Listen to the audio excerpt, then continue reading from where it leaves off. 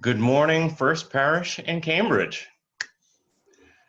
Well, here we go. This is our first Zoom webinar version of worship, and I want to start by welcoming you all here, starting to get set up and everything. It is Easter, Sunday, April 12th, 2020, and let me begin by saying that whoever you are, however you have come here, whatever brings you here today, however you are in your body or in your spirit, you are welcome here. We normally begin our services in the meeting house by lighting a candle that honors the native land taken from the native people. And I'd like to do that for you all right now.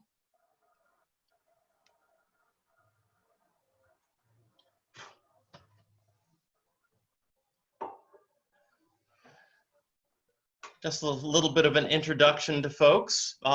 We're joined in worship today by our Director of Religious Education, Mandy Neff, Music Director, Josephyne Barnhart, Director of Administration, Carol Lewis, our Worship Associates, Jenny Fitch, yay Jenny, Henry Frederick-Gray, and Leo Perez Loynd, all serving as Worship Associates, providing readings for us, and soloists, Brianna Meese, Josephyne Santos, and Crystalinda White, who is joining us by video, I guess you would say. I'm gonna go ahead and switch the screen so you all can see everybody. I think I had it, there we go, gallery view. Now you can see everybody's smiling faces. So the first thing I want to do is set an expectation for everyone here that we are doing this for the first time. So I'm going to ask you to be patient.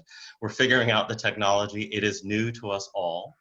And even if we are experienced with it, there are surprises along the way. And it's been a lot of fun. Mandy and Carol are monitoring the chat very closely because something that's kind of terrible that's been happening lately on Zoom is people have been Zoom bombing. So unexpected folks show up either in the chat or doodling things on the page, and it's not fun.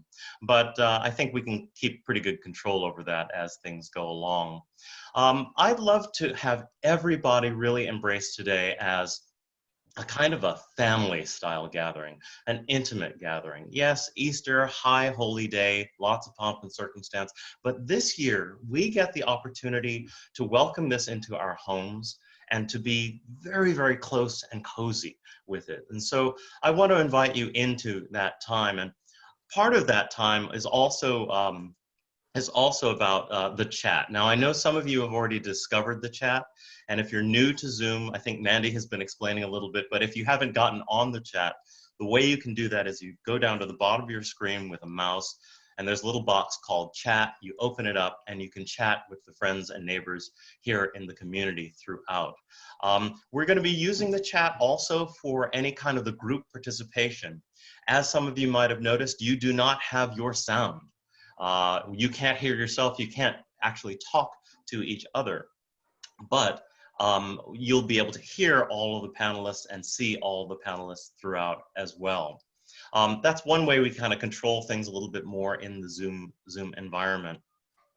Also, with the music, because the technology has some serious limitations in terms of music, Josephyne is actually going to lead us in song. Josephyne and the song leaders are going to be leading us in song. So you just follow along. The lyrics will be shared on your screen, and you'll be able to participate with the music that way. And I hope that you'll sing loud and proud in your homes all together. Last but not least, at the very, very end, after we've done our chalice extinguishing and everything, we will have some brief announcements as well. But other than that, I should let you know, today my sermon is, it's titled, Trying to Stay Alive. And I came up with the idea to have this sermon because we have so many gifts in life. And one of the greatest gifts is our desire and our ability to stay alive. And you know, this is expressed in the age-old traditions of Easter and Passover and Ramadan, and they can be rich inspiration for us all. So with that, I would like us to go ahead and I'm going to go ahead and share my screen. And we will read our covenant together before we get into our first hymn. I invite you to read this with me in your homes now. In covenant with one another and all we hold sacred, we answer the call of love, welcoming all people into the celebration of life, searching for truth and meaning, and striving for justice and compassion to nourish and serve each other, our community, and our world. En convenio mutuo y con todo lo que consideramos sagrado, respondiendo al llamado del amor. Invitamos a todos a la celebración de la vida, buscamos la verdad y el sentido del ser, y nos esforzamos para alcanzar la justicia y la compasión, para apoyarnos y servirnos mutuamente a nuestra comunidad y a nuestro mundo.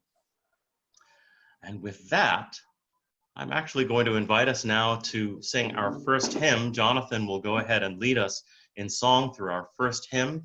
It is number 298, the first three verses of Wake Now, My Senses.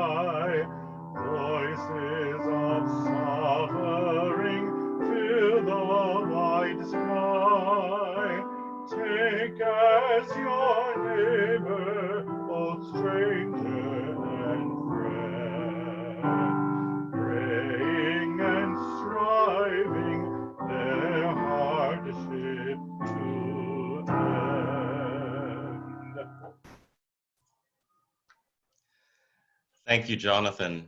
And now I'm going to invite Jenny Fitch, to do our chalice lighting and a call to worship.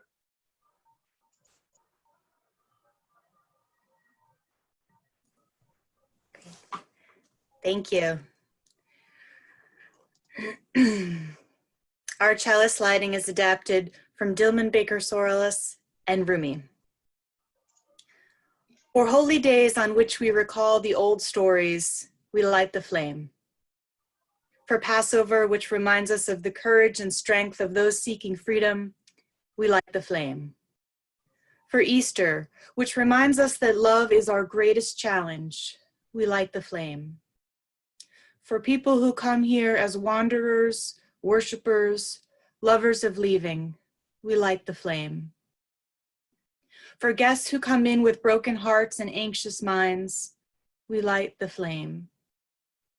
For those of us who bring our conviction and those of us who bring our doubts, we light the flame. For gathering together in this sacred space, we light the flame.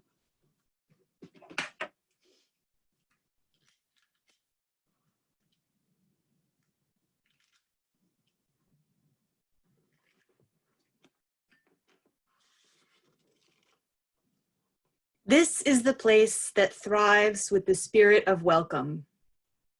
This is the time when we celebrate, even when surrounded by troubles. This is the moment that I ask you to hear my confession. I am an unbeliever.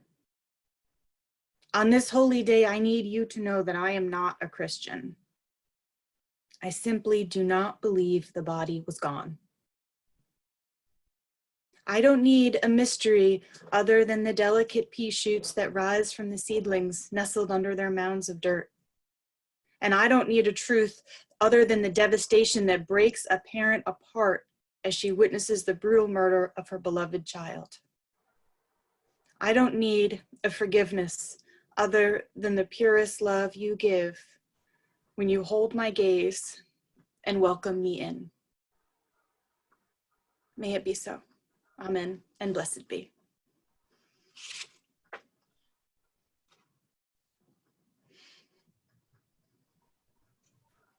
Thank you, Jenny.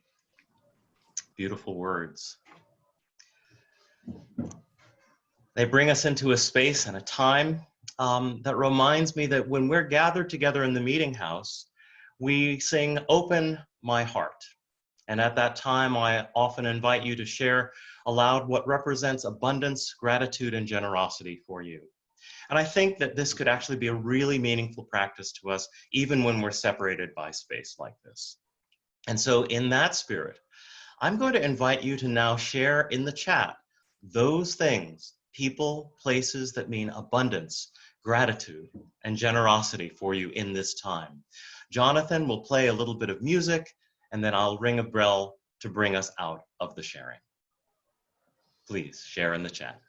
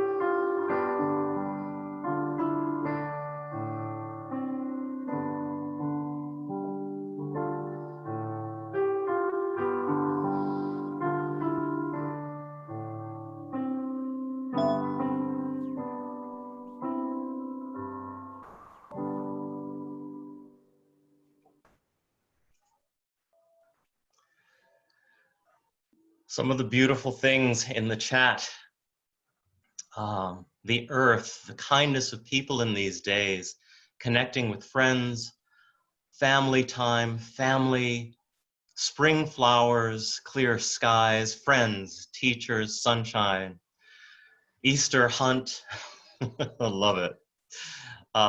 Healthy sexuality, yes, all those things. Gratitude to healthcare workers, trees and flowers, so much here in the chat. The internet, absolutely. So wonderful to see this kind of gratitude in our community. Please continue to share and to communicate on the chat, but I want to move us on into another part of our service, hearing from some of the young folks in our community, readings appropriate to today. And so I'd like to now invite Henry Frederick-Gray to share with us a reading. Thank you. An excerpt from Telling the Truth by author, humorist, and theologian Frederick Buechner. But we are also from somewhere else. We are from Oz, from Looking Glass Land, from Narnia, and from Middle-earth. If with part of ourselves we are people of the world and share the sad unbeliefs of the world, with a deeper part still, the part where our best dreams come from, it is as if we were indeed born yesterday, or almost yesterday, because we are also, all of us, children still. No matter how forgotten and neglected, there is a child in all of us who is not just willing to believe in the possibility that maybe fairy tales are true after all, but who is, to some degree, in touch with that truth. You pull the shade on the snow falling, white on white, and the child comes to life for a moment. There is a fragrance in the air, a certain passage of song, an old photograph falling out of the pages of a book, the sound of somebody's voice in the hall that makes your heart leap and fills your eyes with tears. Who can say when or how it will be that something Easters up out of the dimness and reminds us of a time before we were born and after we will die? The child in us lives in a world where nothing is too familiar or unpromising to open up into the world where path unwinds before our feet in a deep wood. When that happens, neither the world we live in nor the world that lives in us can ever entirely be home again, any more than it was home for Dorothy in the end. So let the preacher remember this and preach to us not just as people of the world, but as children too, who are much hungrier and ready to believe in and already in contact with more magic and mystery than most of the time even we are entirely aware of ourselves.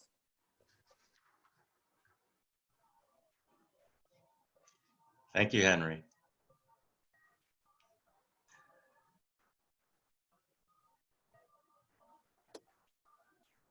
Now we turn to our time for all ages with Mandy. Good morning, everybody. It is wonderful to see you. And if you've been watching the Story for All Ages on YouTube, this is my friend, Hideous Hedgehog. And today he's found a little flower out in the yard. So I've been thinking a lot about what Passover and Easter have to do with the time that we're in right now, and how there are, for all of us, echoes of what we're dealing with right now.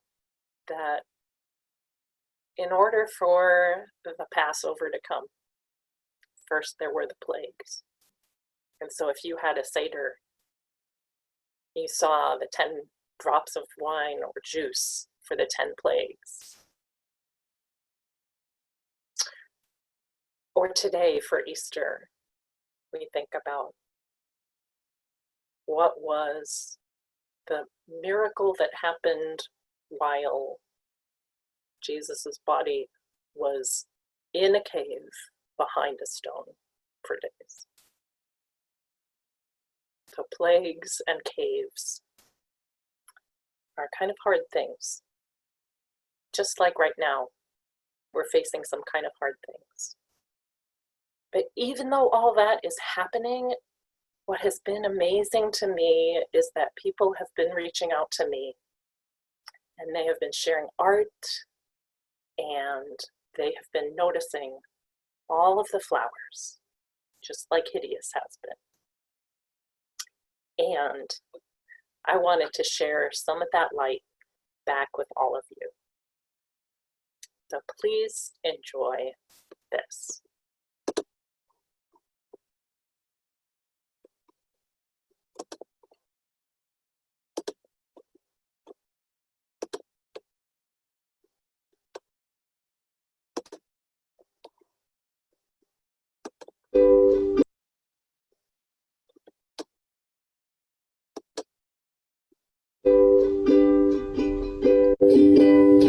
This little light of mine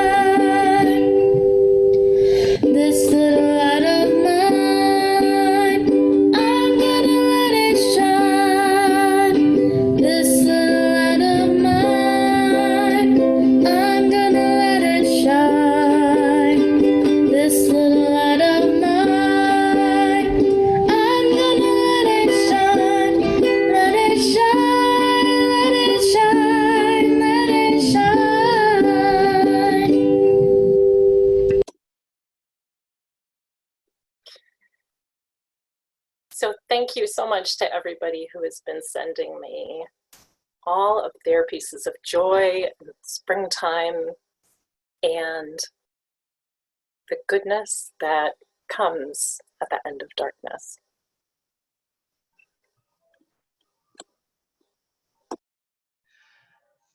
Thank you, Mandy, for sharing those beautiful images. So lovely. And now we're going to hear a reading from Leo Perez Loynd.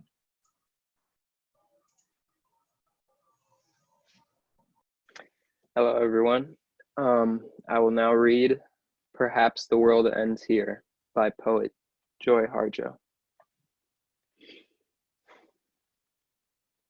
The world begins at a kitchen table. No matter what, we must eat to live. The gifts of earth are brought and prepared, set on the table. So it has been since creation, and it will go on. We chase chickens or dogs away from it. Babies teethe at the corners. They scrape their knees under it. It is here that children are given instructions on what it means to be human. We make men at it. We make women. At this table we gossip, recall enemies and the ghosts of lovers. Our dreams drink coffee with us as they put their arms around our children. They laugh with us at our poor falling down selves and as we put ourselves back together once again at the table. This table has been a house in the rain, an umbrella in the sun. Wars have begun and ended at this table. It is a place to hide in the shadow of terror, a place to celebrate the terrible victory. We have given birth on this table and have prepared our parents for burial here. At this table, we sing with joy, with sorrow. We pray for suffering and remorse. We give thanks. Perhaps the world will end at the kitchen table while we are laughing and crying, eating of the last sweet bite. Thank you.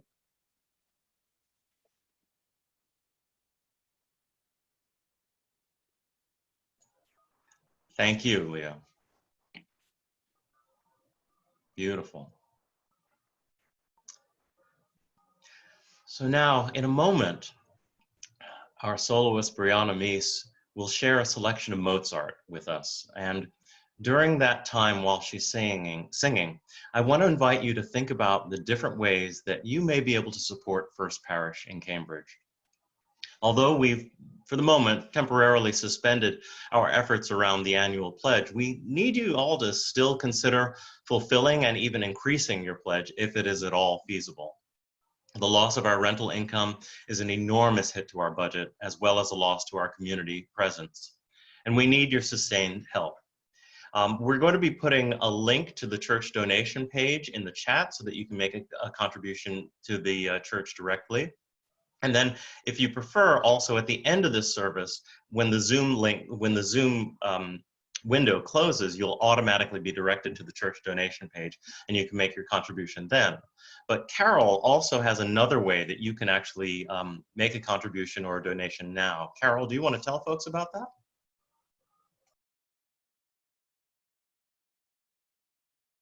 Sure. You can now give directly to the First Parish General Fund by texting the amount of your donation to 617-401-0686. I will put that number in the chat. Simply type in the amount of your donation, including the $sign. You'll receive a link to register and complete your donation. If you prefer, you can give directly through the donate page on the website at the end of the service. Thanks, everybody.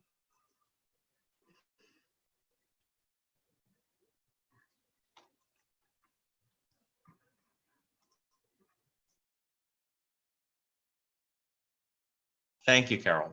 And you should know that as a part of our commitment to justice, we've continued to pay our staff for the time being, as well as protecting the healthcare of those who have that healthcare through us.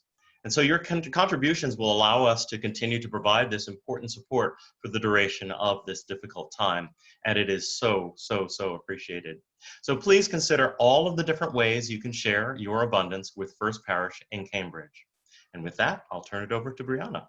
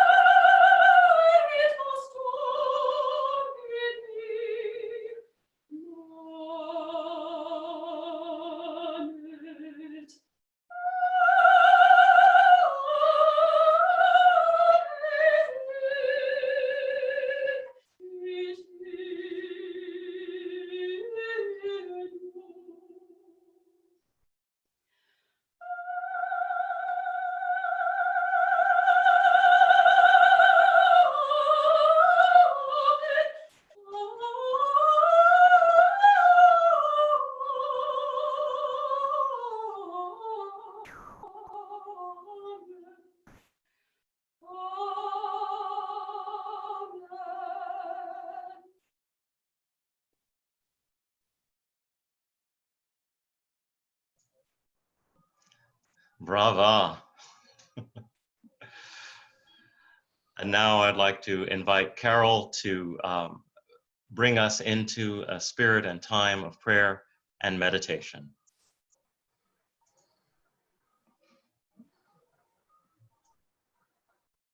Thank you, Adam. Please join me in a spirit of prayer. We come together on this Easter morning in a vastly different world than we are used to.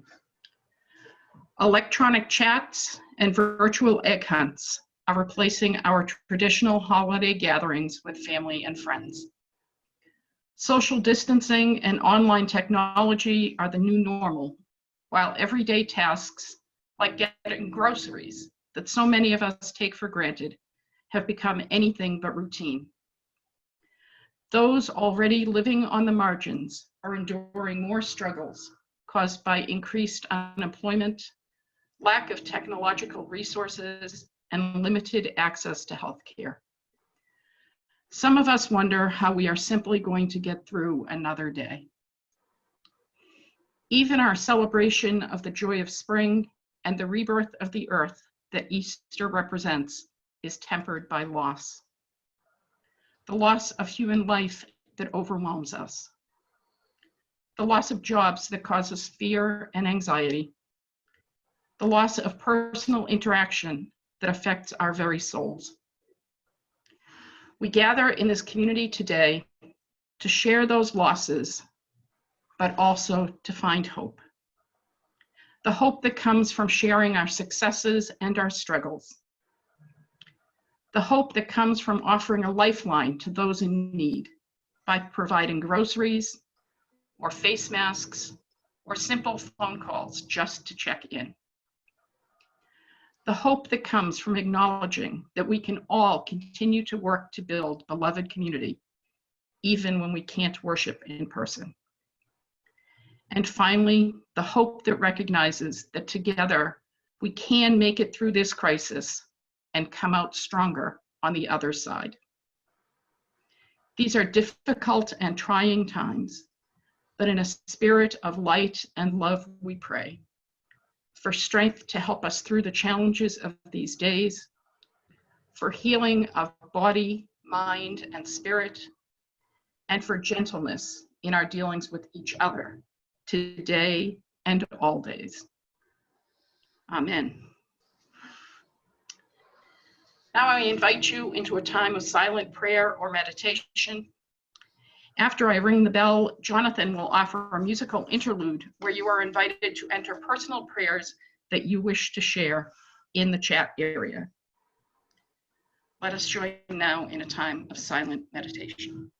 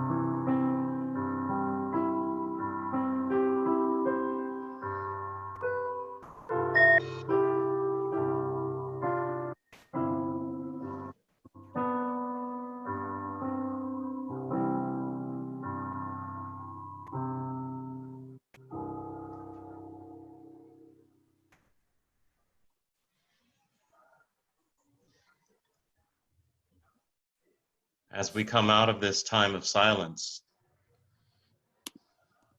as we hold on to all of those prayers, as we continue to pray, offering prayers in the chat, I will invite you now to join us in singing Spirit of Life, led by Josie Santos. Spirit of life, come unto me. Sing in my heart all the stirrings of compassion. Blow in the wind, rise in the sea, move in the hand, giving life the shape of justice. Roots hold me close, wings set me free. Spirit of life, come to me, come to me. Fuente de amor, ven hacia mí, y al corazón cantaré tu compasión. Sopla al volar, sube en la mar, hasta mollar la justicia de la vida. Arraigame,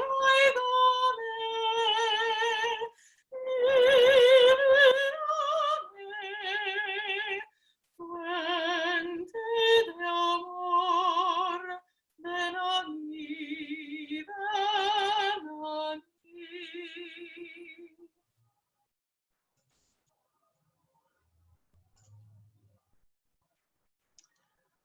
Thank you, Josie.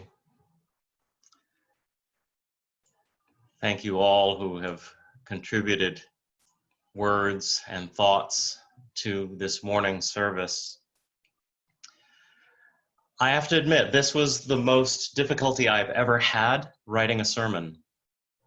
And I had wanted to speak to you unscripted, but I know that that leaves my message inaccessible to some.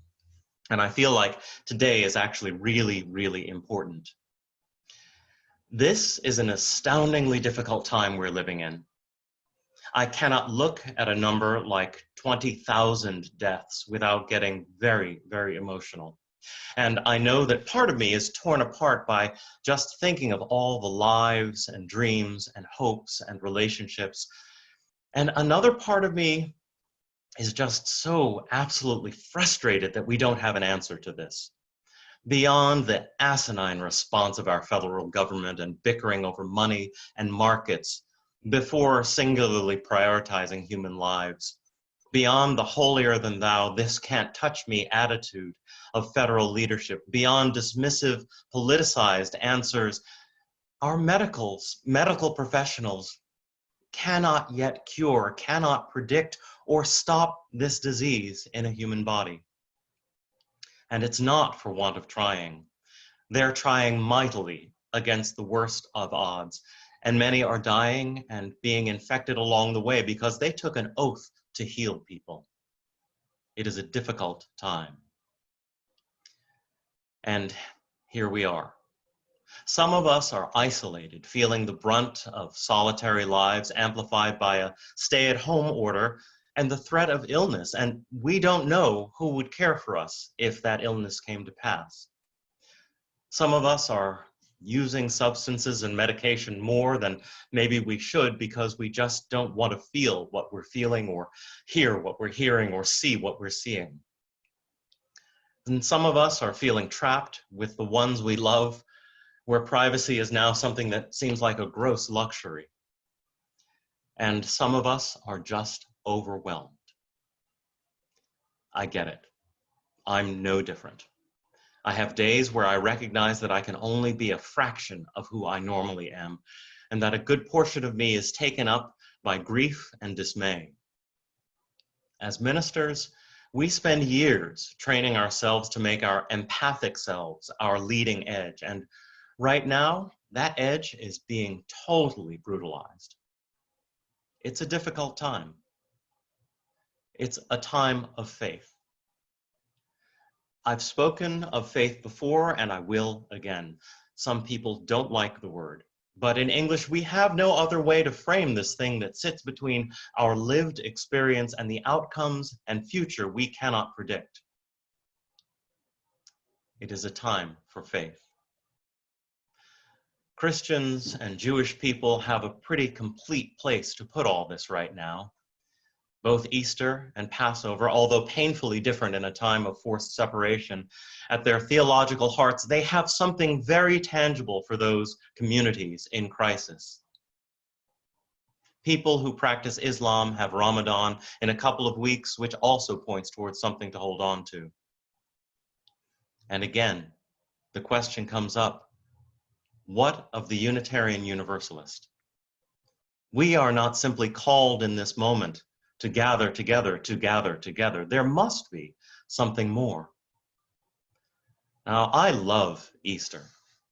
It is very easy for me to preach about Easter from a Christian perspective. It makes total sense to me. And at the same time, there is more that I desire from the story, which is why I'm a Unitarian Universalist. I first went to a Passover celebration as a 7-year-old. I remember thinking that there were so many different things to remember and that everything had its place and its time, and it was magical. As an adult, it is a ritual that thrills me even more because of my UU theology that demands that I hold it gently. Passover, after all, is not my tradition, but it still has powerful lessons for me. When my brother and sister-in-law began practicing the ritual fast of Ramadan, I passively received a lesson in what it means to center faith in a day-to-day experience. Their example showed me that mindfulness, prayerfulness, and spirituality need not be confining to be everyday items of joy. And I carried that understanding into my Unitarian Universalist navigation of faith. You see, I don't regard religion as a buffet. We do injustice and harm when we cherry-pick pieces of someone else's theology and cobble it together as a patchwork of our own. But the second U, universalism, opens a window to the fresh air of human belonging that I think we too often leave closed. Universalism calls on us to look to each of these deeply spiritual times for specific people of faith and recognize within them that there is something universal for us all. Easter defines Christianity. The closure of the arc of Jesus' life places a framework around the entire theological understanding of faith through a Christian lens. Passover commemorates one of the most sacred promises to the Jewish people, fulfilled by a God whose mercy endured forever. It is both ritual and remembrance. Ramadan invites understanding, context, and perspective in Muslim life. Fasting is at once physical and metaphysical, challenging the body to be in the background to the spirit and devotion in daily life. My universalist self needs all of these lessons and is compelled to say this more explicitly. I want to learn from my Christian siblings what it means to be definitive about today's crisis. I want to know how we experience each other and ourselves in the midst of bearing witness to catastrophic loss. I want to find instruction from my Jewish family in how to honor lives lost, how to honor those in the daily struggle, and how to honor those who will remain in the lingering trauma while they seek joy again. I'm hungry for ritual. I want to know, as my Muslim colleagues teach me, that there is always a need for reflection. We simply must make time and space for it. And why does any of this matter? I believe it's important because every one of us in this moment on some level is trying to stay alive. We are born into this world, and before we have anything else, we strive to take that first breath and we cry with the shock of all that it will mean. We go on to learn words and thoughts and ways of being to frame and communicate what it means to be alive. And yes, we learn to celebrate this, weddings, birthdays, memorial services. And we also struggle with an overwhelming sense of futility at being alive. We question our purpose, our effort, our dreams, our goals. Sadly, this becomes too much for some. I have lost too many friends to suicide over the years. The first when I was just 15 years old. 40 years later, I am still asking why. And I'm still aching from the loss. But that and other losses along the way have taught me not to place blame and also to never lose the sense of how tangible and overwhelming being alive truly is for all of us. I must say that this is another piece of my universalist self. I'm sure it is the strange mix of loss with the hyper-awareness of how intimidating it is to be alive that sends people to church, to temple, to the masjid. As human beings, we build community to reflect the inborn desire to stay alive in the context of how difficult it really is to remain so. We create structures and relationships that call us into life. And so, for me, as a Unitarian Universalist, Easter is not only about Christ rising from the grave, it is also a precious way to tell how being human is infused with promise and inevitability that includes both life and death. For me, Passover is not just about overcoming the plague of the threat of the death of the firstborn and the resilience of the Jewish people. It is also about faith in the benevolence of creation and the obligation we all carry as living beings to recognize the blessing of existence. Ramadan is not just about denial and fasting for me as a UU. It is also about clarity and honesty, holding the embodied experience as holy and spiritual, and acknowledging how that experience is both miraculous and humbling. We are all on our separate journeys of life, faith and understanding. And during this season, Universalism calls us into a celebration of how we are united across concepts of gender, across geography, and across imaginary borders. It reminds us that we are united in our human being, at the heart of which sits a spark of life that is always trying to stay alive, always reborn. Universalism invites us to rejoice in being united across the vastness of religion, even when there is no religion, because we are all born into being human. I ask you all to please believe that we do need to do more than just try to stay alive. We can work together to be alive, whatever that means, for however long or short that may be. It is our most sacred promise to one another and to our world to be in this together, whatever it takes. Let this be our blessing in this season. May it be so. And now I'd like to invite you to sing along with Jonathan at home with us, that perennial hymn, number 61, Lo, the Earth Awakes Again.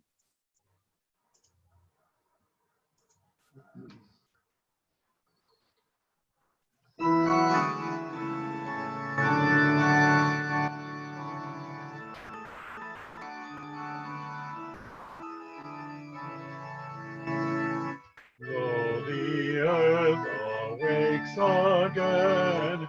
Alleluia. From the winter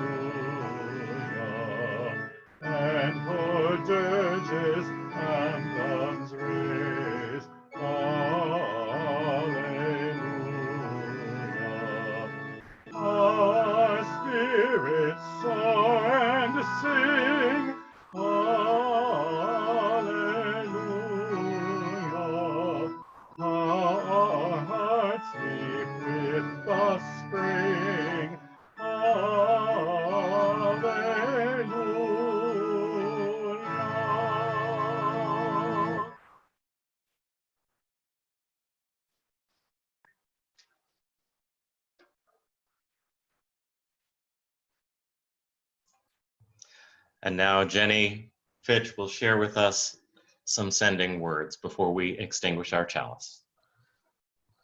Thank you. This is from the amazing Tony Kushner, artist and playwright. His epic masterpiece, Angels in America, changed the force of theater in this country. This is from the end of part 2. This is a character who was on an airplane. I dreamed we were there. The plane leapt through the tropopause, the safe air, and attained the outer rim, the ozone, which was ragged and torn, patches of it threadbare as old cheesecloth, and that was frightening. But I saw something only I could see, because of my astonishing ability to see such things. Souls were rising from the earth far below, souls of the dead, of people who had perished from famine, from war, from plague, and they floated up like skydivers in reverse, limbs all akimbo, wheeling and spinning. And the souls of these departed joined hands, clasped ankles, and formed a web, a great net of souls. And the souls were 3 atom oxygen molecules, the stuff of ozone, and the outer rim absorbed them and was repaired. Nothing's lost forever. In this world, there is a kind of painful progress, longing for what's behind and dreaming ahead. At least, I think that's so. Maybe so. Thank you, Jenny. Thank you for those beautiful words. I'm going to invite us now to extinguish our chalice, and then we will have a few announcements. Let me share these words with you. So if you have a chalice, you may want to raise it. We extinguish this flame, but not the light of truth, the warmth of community, or the fire of commitment. These we carry in our hearts until we are together again.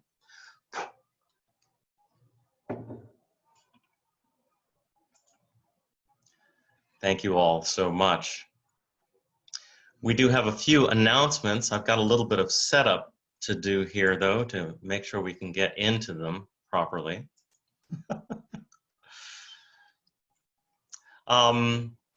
As I had mentioned before, we will be sharing these. I shared this in the chat, that there will be, links to the text of all the stuff that we're doing that we shared with you today. Sorry, I'm multitasking a little bit because I've got to promote some of the panelists for an announcement. We'll be sharing those as well. I also wanted to let folks know that we have a No Tough Guys gathering that's going to be happening on Friday as well. If you're interested in that, please feel free to email me, Dyer at firstparishcambridge.org. That's a gathering of men who are talking about some of the challenges we're facing right now.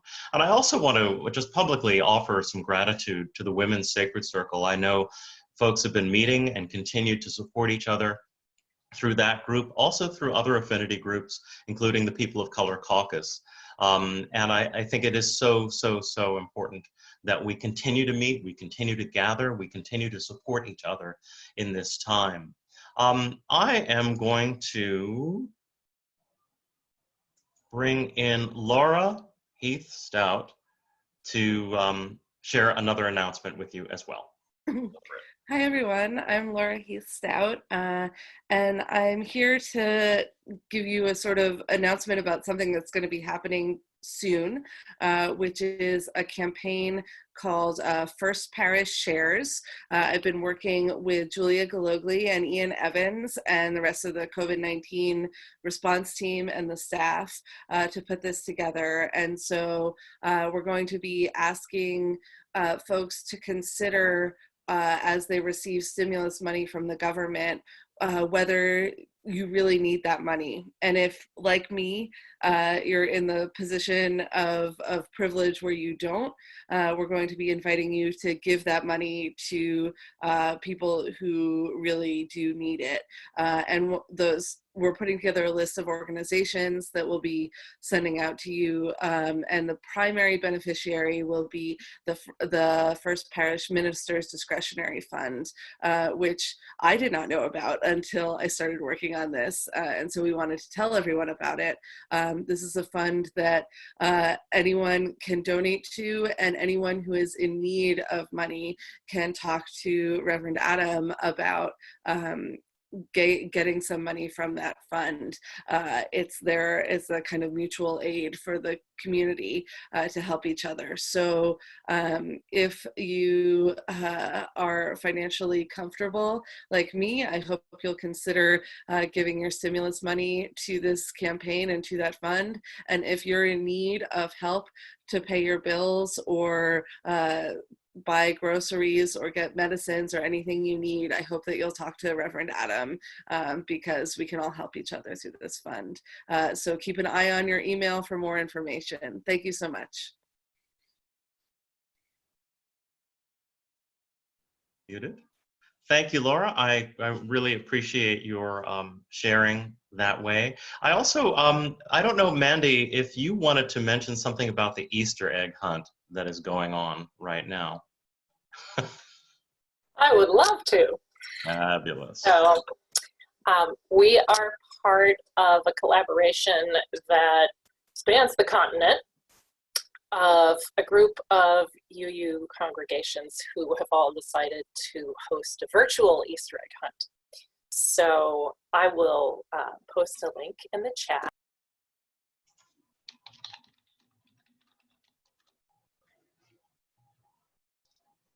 Mandy, you muted yourself. Thanks.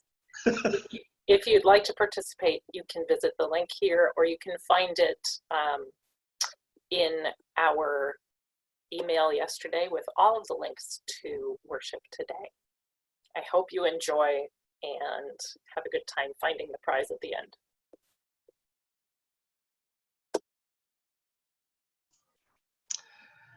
Thank you, Mandy. And once again, thank you all for joining us in this service today. I look forward to us doing some more live services. We're going to go back to a recorded service for next week, but we'll try to use this as a special way to gather in real time. Now that we know we can do it, I think we've cracked open that genie. So it's time to do it some more as we can and as our resources and time allow us to do so. With that, I would like to wish you all a happy Easter, a joyous Passover, and a peaceful, contemplative, and rich Ramadan. Thank you all so much, and go in peace.